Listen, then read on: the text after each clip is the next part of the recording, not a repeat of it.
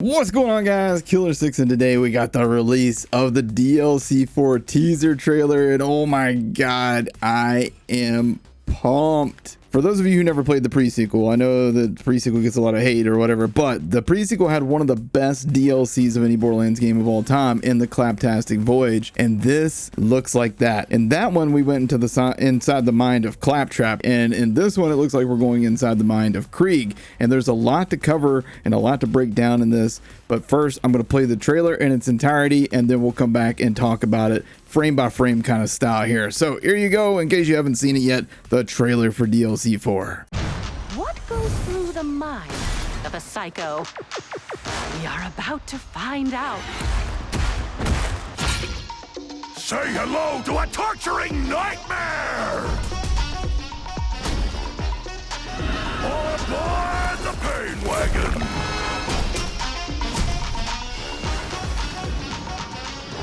It's just following an angry anthropomorphic grain train into a strange portal. What's the worst that could happen? Open bestiality! It's sesame, you meathead.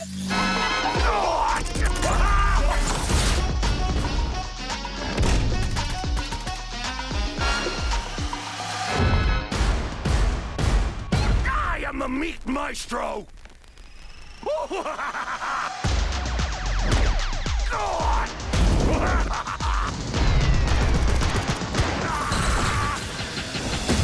Hope you're up for some weird stuff, Vault Hunter.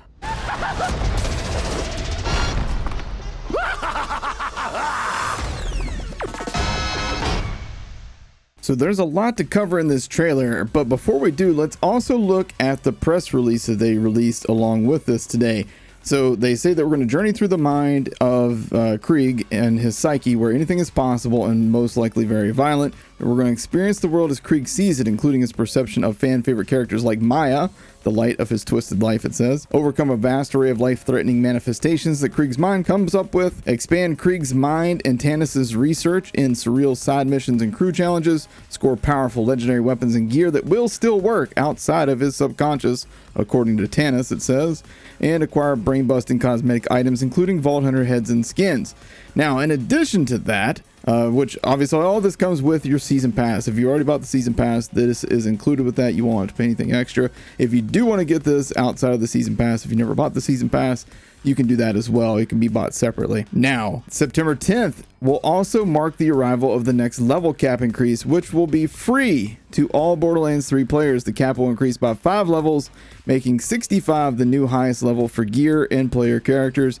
Not only is this the largest single level cap increase since launch, it is also the last planned level cap increase, and they say at least for the foreseeable future. So it sounds like 65 is going to be our cap. So all of you guys who have been like holding out and being like, I don't want to play the game until they've hit max level, now's the time to jump back in, because it sounds like they're done raising the level cap unless something really extreme happens. It's not going to be like every 2-3 months there's going to be another level cap increase, because I know that drove some people away. It's always been like that in every Borderlands game. There's always been level cap increases, but I understand a lot of people don't want to have to like refarm their gear. I totally get that. So apparently this whole thing is something that Tannis has concocted as a way to break down what makes psychos tick, essentially. Tannis believes they've all been driven insane by the knowledge of a mythical place that she calls Valhalla. So it's kind of like Valhalla. Anyhow, the key to uncovering this legendary location lies within the mind of Krieg, the most badass psycho of them all. So naturally, Tannis is sending us on a mission to go inside Krieg's chaotic mind in search of clues. Only by solving the perils of Krieg's twisted inner world will we be able to reap the rewards of Valhalla. I am pumped about this. Let's break down some of the stuff that we see in the trailer. So first and foremost, we're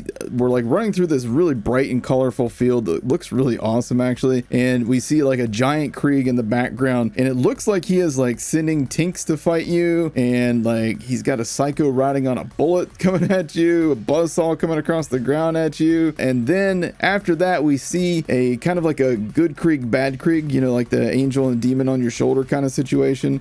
The red Krieg is obviously the devil on your shoulder, and the bluish glowing Krieg is obviously the angel, and it almost even looks like he has a halo around him, so it's pretty interesting there. And then after that, we get to see a little bit more of some maps, so you kind of see that it's kind of this surreal, like broken apart world, which definitely reminds me of the Claptastic Voyage, which again, amazing DLC. I know a lot of people didn't really enjoy the pre-sequel, but that DLC was tip top. And then we also get that bright colorful field, and like I don't know if that's gonna be like a whole map like that. God, I hope it is, because we need more bright and colorful maps. I know that Borderlands is like this dark and dreary world, but every now and then it's nice to have some place like pleasant to go, you know, and that's why I like to go to Athena so much. It's so nice there, you know. All right, and then so we see this shot of Tannis. This is most likely from the intro to the DLC, where she's kind of like looking at her Echo Cat or her Echo device and talking to a psycho that's floating and its brains like splattered.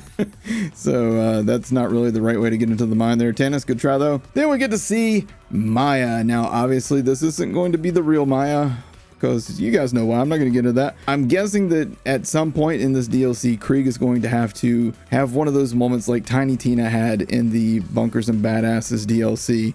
So it'll be interesting to see how he handles that, especially since, you know, we've heard the echoes in Conrad's Hold where Krieg and his inner voice are kind of like conflicted with each other, and it'll be interesting to see how he overcomes that. Then we get to see Mordecai and Brick. So I'm hoping we get to see some Tiny Tina in this as well, but these don't look like real Mordecai and Brick. These guys look like almost like evil versions of them. But it'd be really cool if we got some Tiny Tina in here as well. I was really kind of hoping for a Bunkers and Badass DLC, especially with the tweet that Randy Pitchford sent out the other day. It almost sounded like he was hinting toward that. That's not to say that maybe we won't get something like that in the future, but it doesn't look like this is going to be that, but I'm not sure. Then we get to see Lilith, and she also looks kind of like Brick and Mordecai, so I'm guessing maybe we have to fight those three in the mind of Krieg, which would be a really cool fight, man. Imagine fighting Brick and Mordecai and Lilith, but knowing that you're not going to kill them, you know, that's a really cool idea for a fight, in my opinion. And that about sums it up, man. This is a really cool trailer.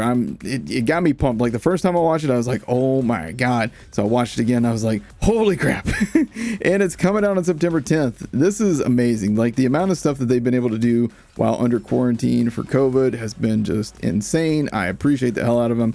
And big thanks to 2K and Gearbox for letting me have access to this information early, so I can make this video for you guys so that you guys can get as hyped about this as I am. Hope you guys enjoyed this video. If you did, make sure you hit that like button, hit subscribe, tap the bell icon to be notified anytime I post another video. Appreciate you guys watching, and I will see you guys in the next one. Y'all have a great day.